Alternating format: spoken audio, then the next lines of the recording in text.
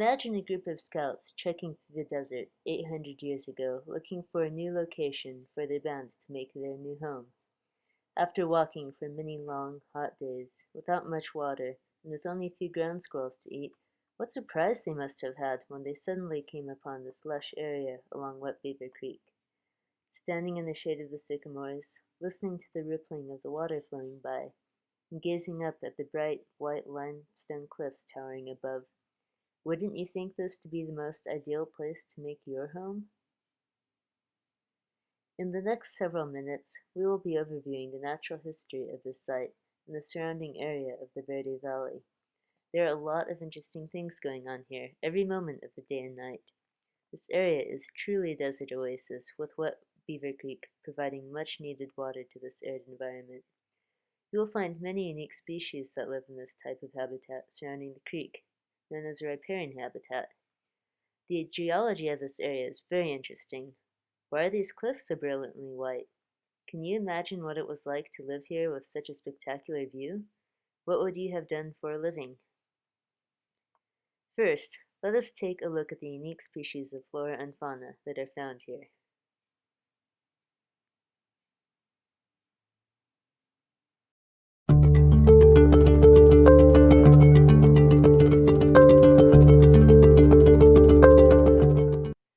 What types of wildlife do you think would take advantage of this wonderful aquatic environment found along Wet Beaver Creek?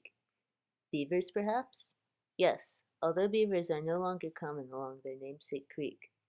River otters may occasionally be seen, but you'd be very lucky to see one of these large aquatic members of the weasel family.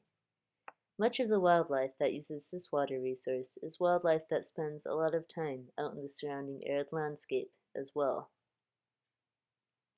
These creatures, such as mule deer, often seen munching on prickly pear and various shrubs. Javelina, a distant relative of the pig, often seen traveling in groups.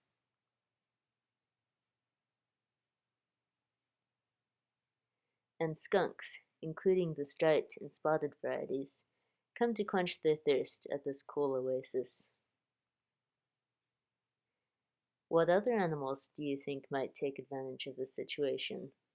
There is certainly a variety of reptiles, including many lizard species and rattlesnakes. Seems like the perfect place for a predatory animal to lie in wait for its prey to come for its usual evening refreshment. Cougars, often seen prowling in the evening along the creek.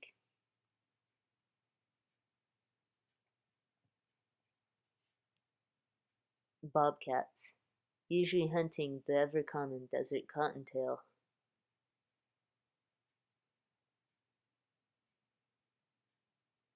And coyotes, a very common predator seen in this area.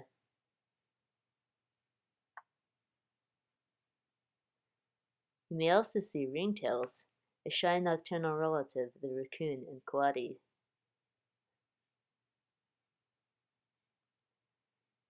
Raccoons, often probing for fish and crayfish in the creek.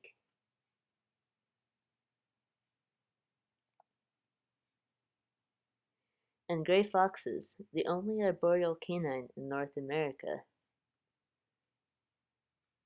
These animals come to refresh themselves, usually during the night. Mosquitoes also breed in the water when it becomes low. This attracts bats that love to feast on them. There is a large variety of birds that can be viewed here at Montezuma Well. Waterfowl may be seen floating along the gentle current of the creek, and many songbirds and some raptors may be seen in the leafy branches of the grand sycamore trees. Now that we have a general idea of what types of wildlife you might see here, let's look a little into some of the plant life that provides food and shelter for these creatures.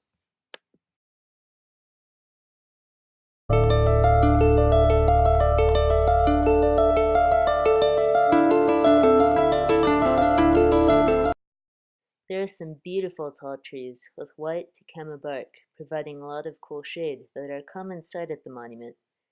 These trees are Arizona sycamores. They provide much needed shade for wildlife and are excellent trees for many of the migratory birds to nest in.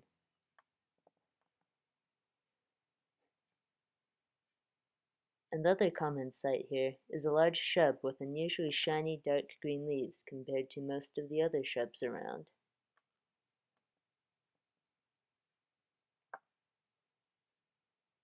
Do these little red fruits remind you of another certain reddish fruit that produces a product many of you might consume daily?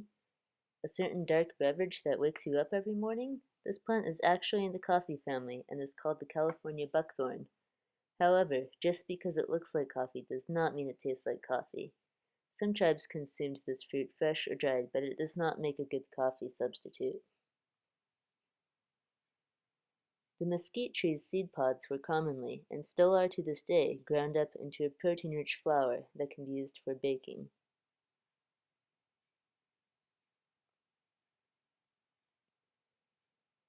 The seeds and leaves of the four-bracted saltbush can be dried and ground into a salty seasoning. Some other common plants you may find here are the Arizona walnut, the evening primrose, banana yucca, which produces a sweet fruit, prickly pear,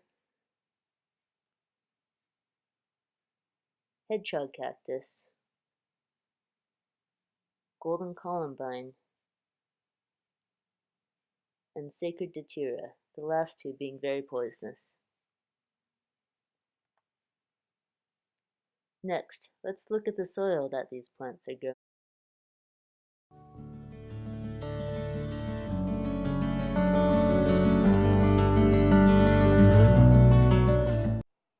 Imagine yourself standing right here many millions of years ago.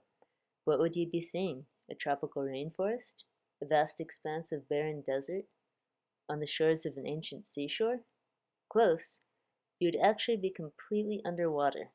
A long time ago, this area was completely submerged by an ancient sea. For a very long time, this was the seabed. What collects at the bottom of the ocean? A great deal of organic matter, like seashells, eventually collects and forms layers. These layers will eventually solidify into a type of stone known as sedimentary rock. The white walls of the cliff that the castle is built into are in fact an incomprehensible amount of years' worth of ancient seashells and other biological material that formed a sedimentary layer of limestone. Sometimes fossils can be found in this stone if you look carefully. Wouldn't you have liked having a few lovely trace fossils decorating the back wall of your room in a cliff dwelling? Now that we have a good idea of some of the cool history of this area and the variety of life it supports, let's review some of the amazing aspects of life in the Verde Valley.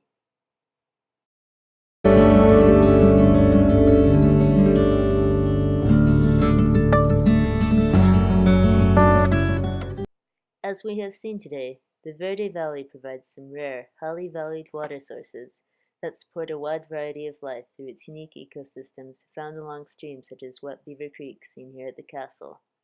This area once supported an ancient civilization of people known as the Southern Sinawa, thanks to all of the water, food, and fertile soil for them to produce some crops. These people lived throughout the Verde Valley, at sites such as Tuzigut, Palatki, and Hunanki.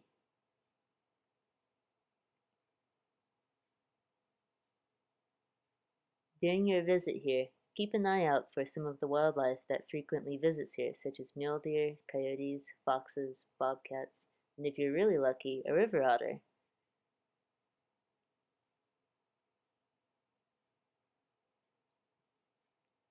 Enjoy the shade and beauty of the sycamores, and keep an eye out for a golden columbine or monkey flowers nodding their heads along the banks of the creek. If you see any fossils, please leave it as it is for others to enjoy.